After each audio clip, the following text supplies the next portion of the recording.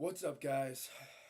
Before, excuse me, before I get into anything, I just want to let you guys know I'm going to try something different this week. It's really not different. It's kind of a new and upcoming thing. I'm going to try to live blog the Bills game. I got to do something for one of my classes, and I figure this would be good practice. So if you want to do it, do it. There's going to be a link right there. And you click that when the Bills game starts. I'll be there. We'll talk Bills. We'll talk whatever you guys want. It's going to be a great time. You got your computer up. Click it. Click it, right? It's going to be fun. We're just going to talk Bills, watch them hopefully beat the Vikings. We'll talk about Steve Johnson. We'll talk about whatever the hell you want. We'll talk about Kyle Williams because he's a beast. I would prefer not to talk about Steve Johnson, by the way. But Steve, it's okay. Fly guy in the building. It's okay. You're still a man. And you know what? At the end of the day, did that play... I mean, yeah, it sort of lost us a game, but it is what it is. It's not the last pass he's going to drop. And it wasn't the first. He's still a dynamic receiver. And he's still going to make plays for this football team. And that's really all I have to say about the drop. Okay? I'd rather not talk about it. For my sake, for Steve Johnson's sake, for all your sake, we don't want to have to relive it. Because it's over. We're thinking Vikings now. But you look back on the Steelers game, hey, we took the Steelers to overtime. We took the almighty Pittsburgh Steelers to OT. If that game was at Pittsburgh, would it have been different? Probably. Because I felt like they should have buried us. It was 13-0. We had the ball for 6 minutes. It was tough. It was real tough to sit there and watch it. They come back, though. They get a nice little penalty, courtesy of James Harrison, which I think is a penalty. Should he have got fined? No. Repeat offender. He gets it. I still don't think he should have got fined for it. I definitely think it's a penalty. Led with the crown of his helmet. Whatever. Then they hit Fred Jackson. Beautiful screen pass touchdown. It's funny because actually when the play happened, I was like, what are you doing on 3rd and 10? But that's what they're doing on 3rd and 10, I guess.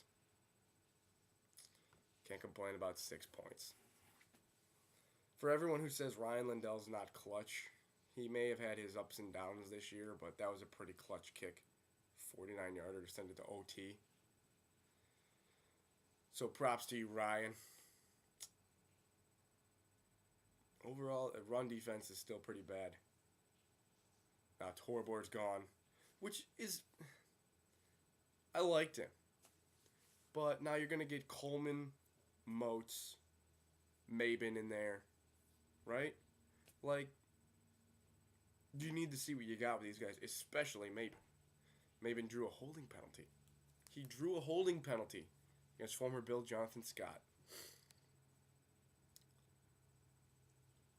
It's better than doing nothing, like he has previously done. Alright. Kyle Williams. The man. Could be. Probably won't be because he's on such a bad team. Defensive Player of the Year. I'm not kidding. He's that good. Go to ProFootballFocus.com and look for him. They have him as number 2 on Defensive Player of the Year. I think behind Trent Cole. I don't really know. I didn't read it. I just saw it. That'll bring up the Vikings. Brett Favre. Leslie Frazier, who some people thought was going to be the Bills' head coach. Myself included. I thought he had a chance. I don't know how great of a football coach he is. He might be the African-American version of Dick Duran. I don't know. But I think he might have that team heading in a better direction than Brad Childress, at least. I think Brad Childress was a terrible coach. Brett Favre can't stop throwing interceptions, so what's the difference? He's just not that good. Excuse me.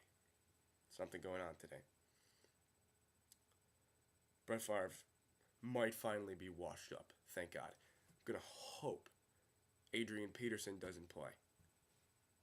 We should all hope that. Although we probably can't stop Toby Gerhardt either.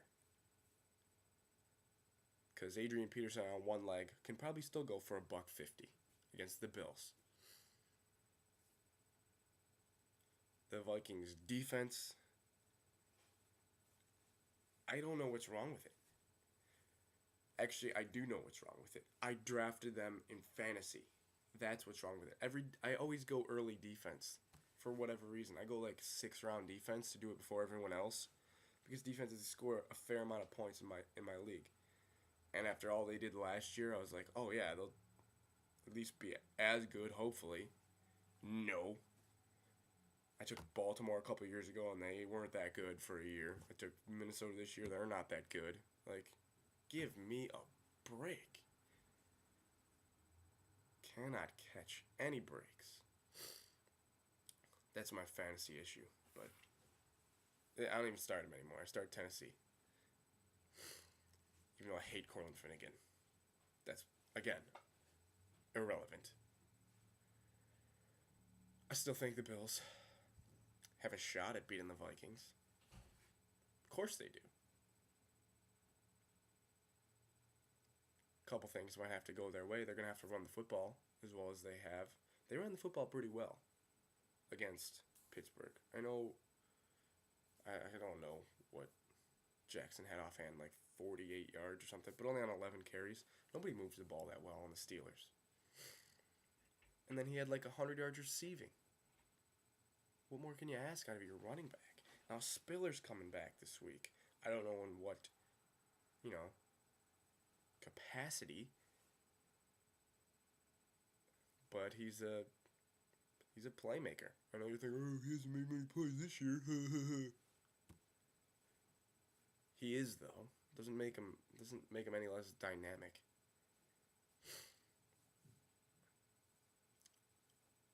Are the Bills gonna win? That's a good question.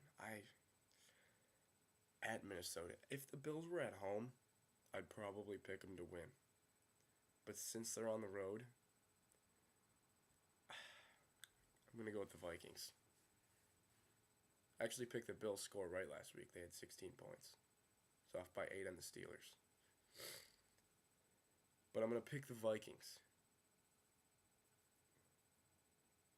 Because Fitz is not the future. He might start another year, play out his contract, but I'm telling you, if Andrew Luck is on the board and we don't take him, they will. They will. And let him sit behind Fitz for a year. Maybe it's a good idea. But Fitz, after his hot start, sure, he's spreading the ball out. He's slinging it around. He's having fun. He makes the offense more dynamic. They're fun to watch under him. But I don't think he's the answer. He's just a guy. He's just a guy that's filling the void. He's a stopgap. A stop loss, maybe, even though we keep losing.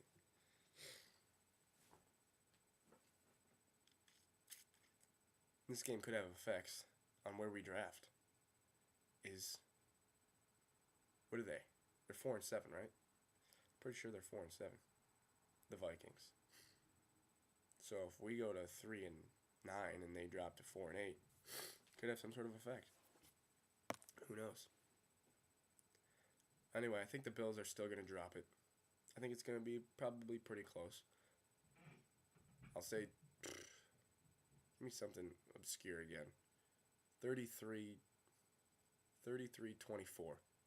Vikings. That's how it's going to go. Guys, thanks for watching. Again, check the live blog. Do it. It's going to be fun. All right? Have a good weekend. And, of course, go Bills.